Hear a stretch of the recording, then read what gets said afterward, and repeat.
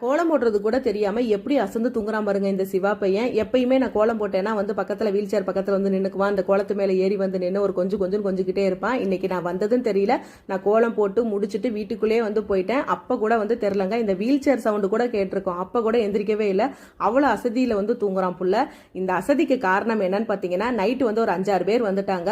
இவனோட தோஸ்துங்க எல்லாம் வந்துட்டாங்க. எதுக்கடா எங்க வீட்டுக்கு முன்னாடி வந்தீங்க அப்படின்னு சொல்லிட்டு ஏகப்பட்ட சண்டை. 5 ஆள் வந்துட்டாங்க. இவன் ஒரு ஆள் தான். ஆனா ஒரு ஆளாவே இருந்தாலும் எங்க சிவா 5 ஆளுக்கு வந்து சமம். கொஞ்சம் அதுல வந்து ஒரு 2 பேர் முரட்டாலா வந்ததுனால கொஞ்சம் திணறிட்டான் புள்ள. அப்புறம் எங்க வீட்டுக்காரர் இறங்கிட்டாரு களத்துல.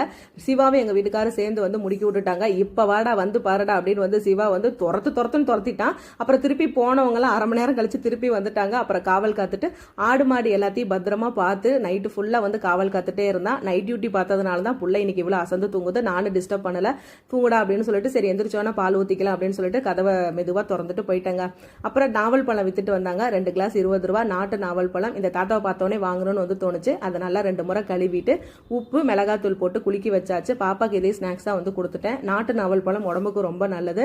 அப்புறம் இது வந்து ஸ்நாக்ஸாவும் வச்சுக்கலாம், டிஃபனாவும் வந்து வச்சுக்கலாம். ஏதோ ஒன்று எப்படியோ ஒன்று வச்சுக்கோங்க, சாப்பிட்டுக்கோங்க அப்படின்னு சொல்லிட்டு செஞ்சாச்சு.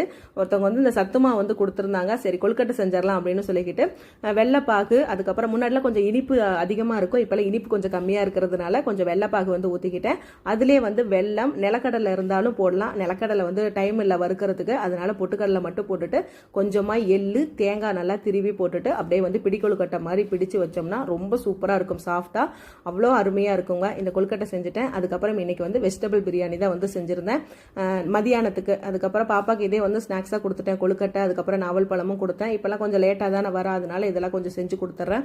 அப்புறம் வந்து எல்லா காய்கறியும் போட்டு வெஜிடபிள் பிரியாணி செஞ்சு, வெஜிடபிள் பிரியாணிக்கு வந்து சைடிஷ் வந்து தயிர் பச்சடி தாங்க. இந்த வீடியோ பிடிச்சிருந்தா லைக் பண்ணுங்க.